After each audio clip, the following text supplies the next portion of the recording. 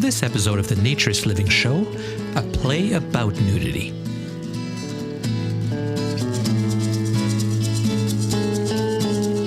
This episode of the Naturist Living Show is brought to you by Bear Oaks Family Naturist Park. At Bear Oaks, we offer traditional naturist values in a modern setting. Free your body, free your mind. www.bearoaks.ca.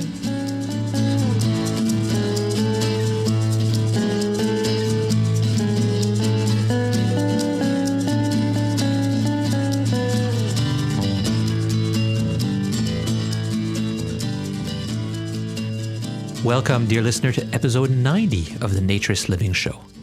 My name is Stéphane Deschênes. I'm your host for this podcast and the owner of Bear Oaks Family Naturist Park. And I really appreciate hearing from people, and I appreciate all the contacts I get. And so I've really become the go-to person for anything to do with nudity. People call and tell me about things, which is great. So I'm really up to speed on what's going on in the world when it comes to issues regarding to body image and nudity and naturism in particular. Which is why I was really surprised when I heard an interview on CBC Radio, that's the Canadian Broadcasting Corporation. I heard on CBC Radio in a show called As It Happens, an interview with Thea Fitz-James. Her play called Naked Ladies had just been banned from a show in Thailand. And what was particularly interesting is that she had performed that show through the summer in Toronto. She's from Toronto. And the fact that there was something in my own backyard related very clearly to nudity and body image and body acceptance, and I hadn't heard about it, was a little surprising.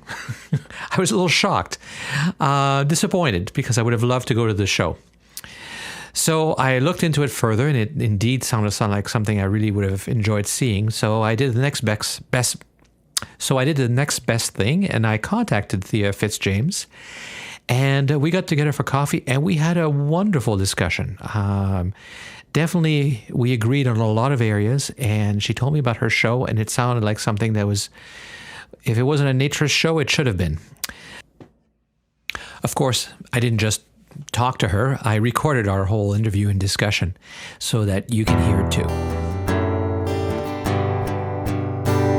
Yeah, my name is Thea Fitz-James. I am an artist and an academic, living out of Toronto but based a little bit of everywhere. I'm a fringe performer, so I do the fringe festivals in Canada, and interested in conversations around feminism, around female bodies throughout history, but also sort of political topics at large and how they affect us on a personal political level. And you're about as serious as you can get about being in theater because you're doing your PhD in theater, right? Yes, I am only a year away from finishing my PhD in theater. I'm finally allowed to write the thing. That's where I'm at. There's a stage where they're like, oh, okay, you can finally write it. You've jumped through enough hoops. But yeah, I really love theater, and being a theater academic is incredibly fulfilling, and thinking about forms and politics and how they are made through theater. And my PhD topic is about the female body in contemporary plays and performance art.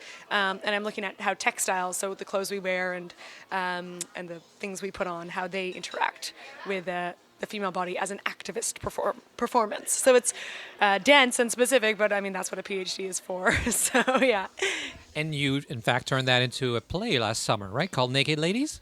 Yes, Naked Ladies is I premiered it last summer at the Edmonton Fringe, and did what is for now the last performance of it this past summer at Summerworks in Toronto.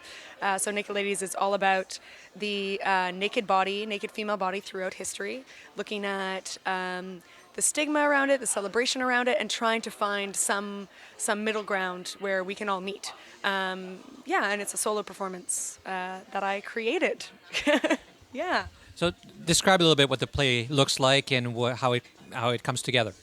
Yeah, so I describe it as a performance lecture. So it really is a meeting of an academic look at the history of nudity. So I talk about art history. I talk about sort of contemporary women like Miley Cyrus and Kim Kardashian and those kind of contemporary scandals, and the history of the medical naked lady, so the female body and medical history I talk about. But then I also sort of mirror that with my own experience of being a kid and running around naked when I was 5, and how free that was, and that moment that changes for women, where all of a sudden we're not allowed to run around naked anymore. Our bodies are not neutral; they're now sexualized, and so that meeting of shame through the female body.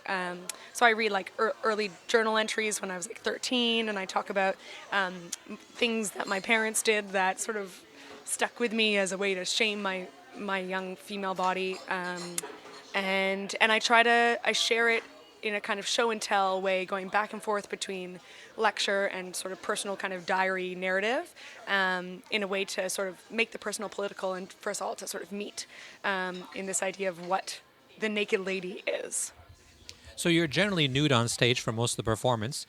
Was that hard? It wasn't.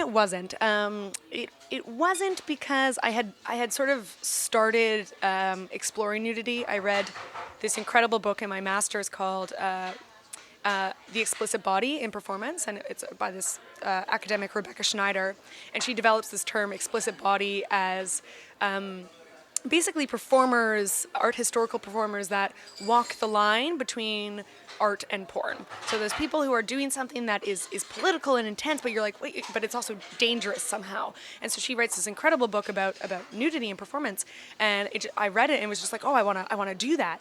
I'm not nearly as brave as some of the explicit body artists, but so I started doing naked art. So I made 2 naked art pieces before I ever dreamed up Naked Ladies, which were mostly my body just being, like, imagining that the naked body can be material. So what is it for, in one of my performances, I made pants for 7 hours, and that was all I did. I just sat there and made pants naked, and then I put on the pants and I walked off stage. And what is that for a woman to make pants naked over 7 hours? So they were really kind of simple images. They weren't very... they were more provocations or sparks than full-fledged pieces with a political agenda. So I had done a few of those before doing Naked Ladies. What was hard about Naked Ladies wasn't necessarily the nudity. It was combining the nudity with the raw emotion of the storytelling. So it's different when I'm reading. Standing naked in front of an audience and just standing and looking at them was one thing. Doing it while reading my diaries from being 13 and being so ashamed of my body and so ashamed of my sexuality is a completely other. So that was what was difficult. Was I talk about hysteria, for instance, in the show, and go on a hysterical rant where I rip my clothes off, and it's meant to be intense and too much and over the top, and most shows it brings me to tears. Like, it's just so nudity in the context of the words was more difficult than I thought it would be walking in, because I was like, oh, I've been naked on stage, I can do it, and then all of a sudden sharing your life along with your body was so rewarding but very difficult. Yeah. So you didn't grow up, obviously, from what you're saying, with being nude or being comfortable with nudity, or possibly the opposite. So why did you want to do this? Well, it was in fact in response to all of a sudden, I loved running around naked when I was a kid. I still love running around naked as an adult, but I'm not allowed to, and I have these weird levels of shame through my history and through my life that tell me that that's not okay. Through my mom and I have.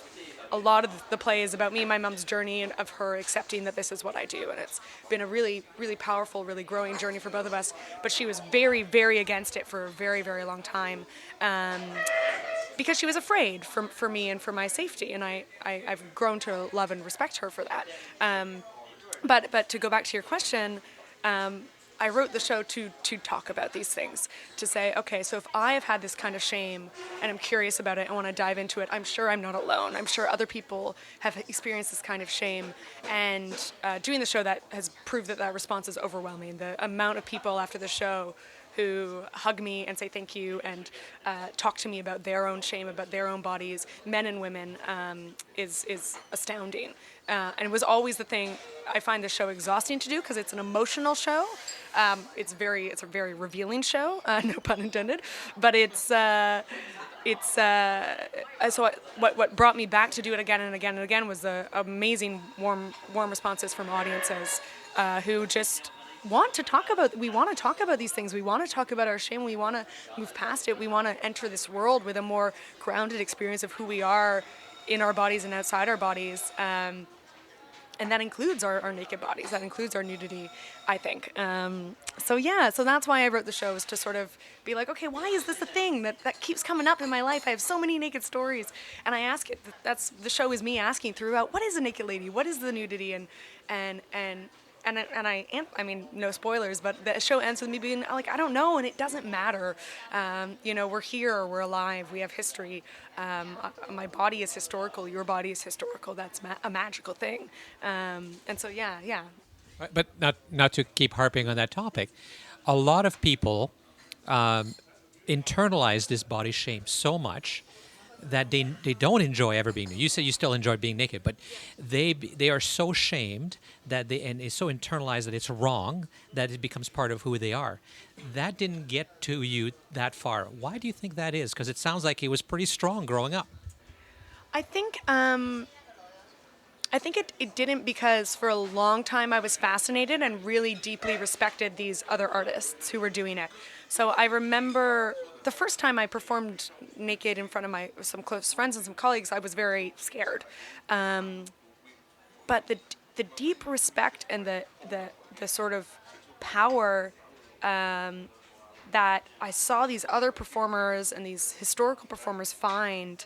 I talk about them in my show, these explicit body artists. So Carolee Schneemann and Yoko Ono and Karen Finley. The power they found in their despair, the power they found in being shamed, in saying, screw that. Like I'm taking back my body. And I'm gonna, and you want nudity? Here it is. I was so overwhelmed and touched and identified so deeply with that in my undergrad and in reading about these women, that finally when a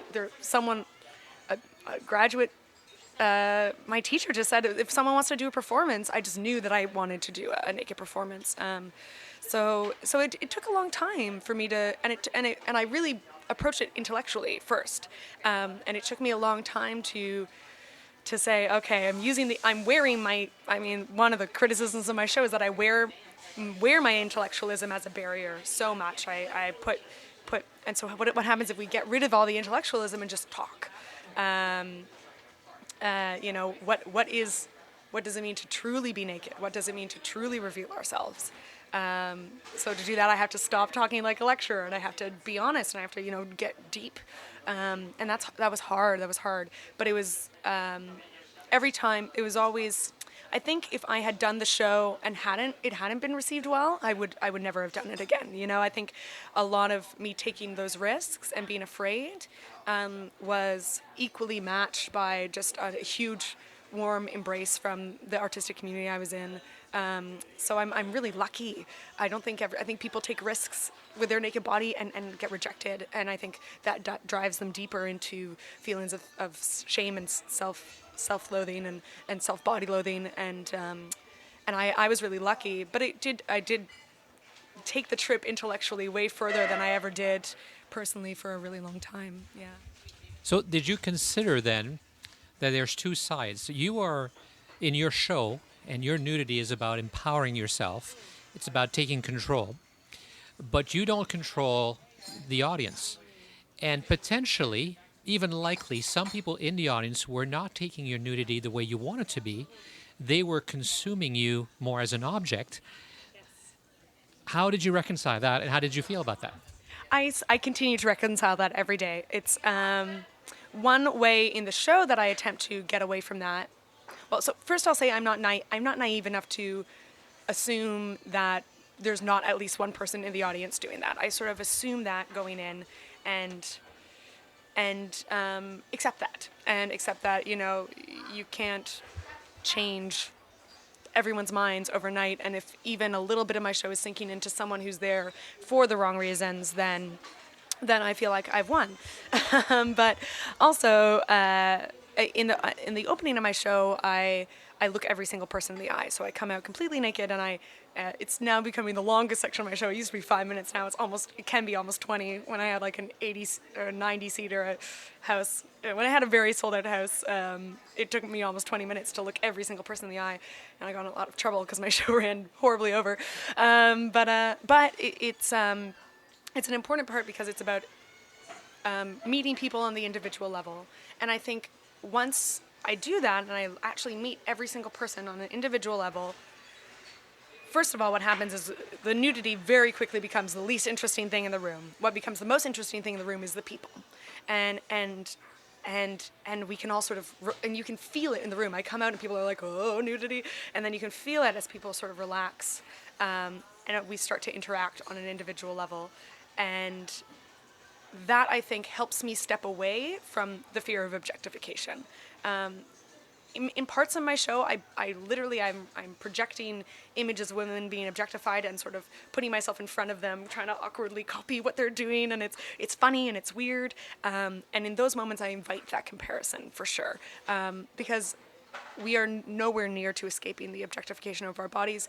First, we need to get to know each other as people, and try to get past it in that way. So I don't have a complete answer. I'm still grappling with it, but I am confident that with the show and in looking at people and saying, hey, I'm just here. I'm just a human. I don't know either. I don't have any answers. And you're uncomfortable. That's okay. And you think this is funny. That's okay too. And you feel sad. You want to cry. Let's cry. You know, like it allows us to get past the body as object and get to the body as soul and person. Yeah. So let's say, for example, that somebody decides to put this show on, or you decide to put this show on, and you end up with an audience that you know is comprised mostly of, let's assume, men, who are going to look at this as a chance to see a little bit of skin and get a little. Can you still do the show? I have kicked people out of my show before, never for what I presume is nefarious reasons, but for people talking, like. The Adelaide Fringe, for instance, is a drinking fringe. Everyone drinks. Every venue is licensed. And I usually discourage drinking during my show because it's just, sometimes it's great and we can have a fun time and we can laugh at the body more and it loosens people up. And sometimes this one guy just could not stop talking during my show. And it's an intimate, quiet show. And I eventually had to be like, hey, if you don't want to be here, you can leave. And he did. And it brought us together, I think, stronger as an audience. It's an amazing thing when you kick someone out of your show. You're kind of like, it's terrifying, but it's also being like, okay, well, these are the rules that we are setting up as a group, and you're breaking them, so you need to go. If I was ever in a scenario where the audience was against me, hopefully I've set up something at the very top of my show that cuts that right away. I've never had that problem, and I think it's in the show, it's built in. But if it did, I think it would be. I don't think I would keep going with the show. I think I would have to, the show is kind of loose. It's a very loose show and I can talk to the audience. So I think I would have to sort of sit for a minute and be like, what's going on, guys? like why are we reacting in this way? What's happening? Because I don't think I would feel comfortable continuing if I felt like there was aggression. Because I think that's aggression, right? Well, there is, but it's also, nudity can go both ways, right? Your nudity can be empowering as long as you feel that you're in control. Yeah. But if you reverse that, you become more like a stripper. Yes. And that changes the power, right? Absolutely. And there's nothing, my show's been called like an academic striptease. There's nothing stripteasey about my show. It's very like, I come out naked right at the top. I put on different aspects of it. There is something I think tantalizing about, I half tell stories sometimes and I show half truths and I lie in the show and then reveal that I'm lying later. So there is a bit of a tease there, but it's more of a narrative tease than a strip tease. But I agree with you. I think if I ever felt like I wasn't in control of the situation, I would stop it. And I would just, put on a dress shirt and pull out my chair and be like, What do you guys want right now? What's happening? Let's have a show of hands. Like, what's going on?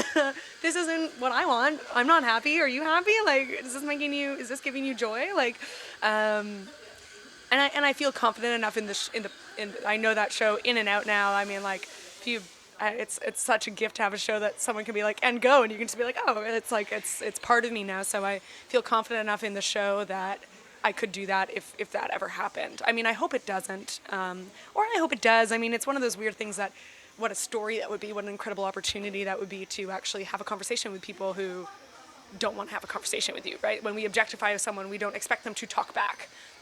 And the whole idea of my show is naked ladies talk back. Naked ladies, as I imagine them in the show, refuse to be objectified. They refuse to, while embracing their objectification, while moving past it, while exploding what that means. I'm speaking a little bit of metaphor, but I think control is an important thing, and but it's not about controlling the audience. It's about controlling myself. So I am allowing the audience to feel whatever they want to feel, but if it's at my expense, that becomes dangerous. Not only for me, but for other audience members as well. So it's not a show about sex or sexuality, and it's not a strip show, you said that. But I understand that people in Singapore don't necessarily agree. So do you want to tell us about that? Yeah, it's such a funny thing. So I was invited to apply for the Singapore Fringe. I applied. I sent them a video of my show, so they knew exactly what they were getting into. And then as they applied for censorship, they sort of warned me that some sections of my show might be edited. And they were like, we don't want to censor you. We're not about censorship, but just be warned. You know, I have one moment where I talk about the only kind of really explicit moment of my show. I'm talking about, I bring up this in a metaphorical kind of really academic way, the idea of secrets and the idea of secreting. So I kind of bring them together in this kind of metaphor of what we show and what we tell and female bodies. It sounds graphic, but it's not. It's really kind of a little moment in the show where I taste my vagina. So I like sort of stick my finger in my vagina and I pop it in my mouth, and then we kind of all go, what? And I keep going to the show.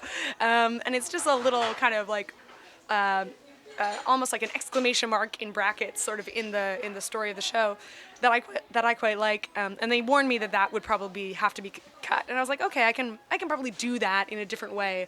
I sort of invite the idea of censorship because historically, censorship brought out some of the most interesting, beautiful scenes in the 30s, you know, where men and women couldn't like both, you know, there was like a weird censorship laws around sex in movies, and so it turned into some of the most beautifully tense, subtle sexual scenes. Censorship is really, I think, challenges us to say the same thing in a more complex way. So I really invited that. I was like, yeah, let's do it. Anyways, long story short, in the end, about a month ago, they sent me a laundry list of things to change in the show, most of which I said yes to, with some caveats, because at some point, you know, the show, I'm naked in the show. Like, I can't, they were like, you can't sit that way. And I'm like, well, I can't sit with my legs crossed all show. like I'm naked, guys. The audience is going to see some vagina. Like, it's going to happen. And then what the festival decided to do when I was refused, even after I had sort of said I would comply with almost all of their requests, they decided to, in solidarity with me and another artist that were both had been refused the censorship's accreditation, basically refused to. We just didn't make the rating. We didn't pass their checkboxes or whatever.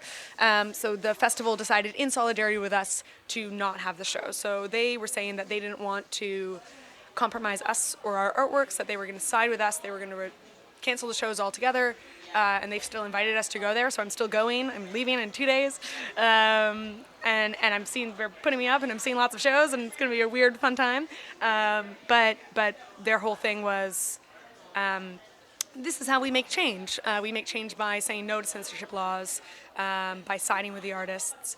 I'm going because I hope that there's an opportunity for me to have more of a conversation with the people there. I think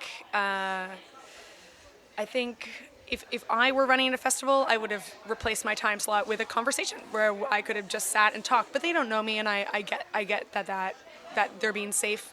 I also imagine that there's more going on that I don't know about, because we seemed to be all on track, and then overnight they sort of canceled the performances. So I'm wondering if I don't know, if there's been a lot of online complaints, and I wonder if I've received death threats or something. I don't know. Who knows? I don't want to be, I don't want to speculate too much, but there does seem to be something else going on. So I'm excited to go and start a conversation and just be present. But yeah, Singapore has decided that because of the nudity, I'm sorry, this is so long and drawn out, but Singapore has decided that because of the nudity in certain aspects, it's against their censorship laws. So, for instance, I reenact Yoko Ono's cut piece in the show, and it's against the law for an audience to be asked to cut my clothes off. So it's fine for me to cut my clothes off, but if I'm passing scissors to an audience member, I am like inciting some kind of, I don't know, sexual deviance, and that's not okay. So that was a section that I was like, oh, like, I have to reenact Yoko Ono's cut piece. And that was one where I was like, I just won't be naked underneath, I'll wear a slip. Because it's more interesting to have people cut the clothes off than for me to cut the bit entirely. But their definition of nudity was very strange, censoring pornography pictures but not art historical pictures.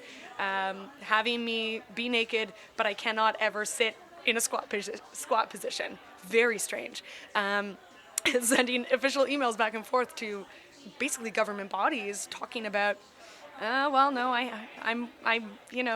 gonna sit in that way sometimes. It's strange. It was strange. But I'm excited to see where it goes and where I think if I do ever do the show again. Right now it's on hiatus for a while. I'm taking a little break, but if I do ever do it again, I think I'll rewrite a censorship section in the show talking about this experience, talking about what bodies were censored and what weren't, talking about where those arbitrary distinctions come from, that, the art history pictures are fine, but that boob on that woman, you can't show that. But your boob in real life is fine, but your vagina in that moment, not okay. It's so strange. And I think ties in with a lot of what you're talking about, this idea of deep ingrained shame and societal things where in different contexts all of a sudden it's not okay in nudity. It's an interesting roller coaster ride, that's for sure. So you said the show is on hiatus. There's no more planned performances? Not at this time. I'm really relieved about it, to be honest, because it's first, I'm getting pigeonholed, which is not necessarily a bad thing, but I do not only do naked artwork, I do other kinds of artwork, but I feel like the more I do this show, the more people are like, oh, that's all you do. And so I have to be like, oh, okay, like I do other things, I do many things. And so I'm interested in sort of just putting some energy into some other things for now. And I will return to it, I have to. It's such a huge part of my life, but I am interested in, my body is I'm a young white woman. I talk about whiteness in the show, and I have a lot of privilege. I am a stereotypically beautiful body. I have a lot of privilege. It's really easy for me to get up on stage and do a show in a weird way compared to perhaps other bodies where there's more shame around them and more stigma around them. And I am interested in allowing other bodies to take up the torch for a while to sort of support other works. I work a little bit as a producer, so I'm trying to produce other shows that delve into nudity in a strong way. But then also, maybe when my body's changed, maybe when I'm a little older, I would love to do the show again as an older female body. I think there's so much stigma around the old female body, and I haven't lived that yet, so I'll have to wait, for that. But those kind of narratives, the ones that I don't feel like I can tell, are really, really important. And I kind of want to privilege some other narratives for now. Yeah.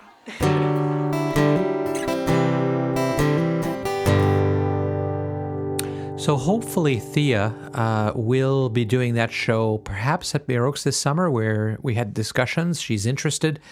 It would fit very well with our Arts Week, during which we have we're going to be doing the art residency again, as you heard in an earlier episode. So perhaps it'll be during that. So if you're interested and you're in the area, just keep an eye on our calendar or our social media, and we will announce it if we do go ahead and manage to work something out so that Thea can perform Naked Ladies at Bayer Oaks. So that's all for this episode of the Naturist Living Show. Thank you as always for listening. My name is Stéphane Deschênes, and I'm your host for this podcast and the owner of Bear Oaks Family Naturist Park. I make this show with the help of Sean Mitchell, who makes the task so much easier by doing all the time-consuming editing. And you can find links to all of the items I mentioned in the show notes on the website at naturistliving.bearoaks.ca. I'm actually working on a new website that'll be standalone. I've actually registered naturistliving.show.com, but I'll announce that more formally when it comes. Please keep sending your comments and your ideas and your suggestions. You can reach me at the show's email address, which is naturistliving, one word, at Bear Oaks, that's B-A-R-E, of course, bearoaks.ca, because we are in Canada. And you can also call and leave a comment. You can take as many tries as you like. You can even delete the message when you're done if you don't like it. The show's number is country code 1-905-473-6060, or toll free in Canada and the US at 1-888-373-9124, or via Skype, which is free. Bear Oaks is our Skype name. And then once you get the main phone line and the main phone system, just dial extension 333 for the Naturist Living Show. I hope you enjoyed this episode and that you'll join us again for the next episode of the Naturist Living Show. This episode of the Naturist Living Show was brought to you by Bear Oaks Family Naturist Park. Traditional naturist values in a modern setting. Traditional values means that naturism is more than just taking your clothes off. It is a life philosophy with physical, psychological, environmental, social, and moral benefits.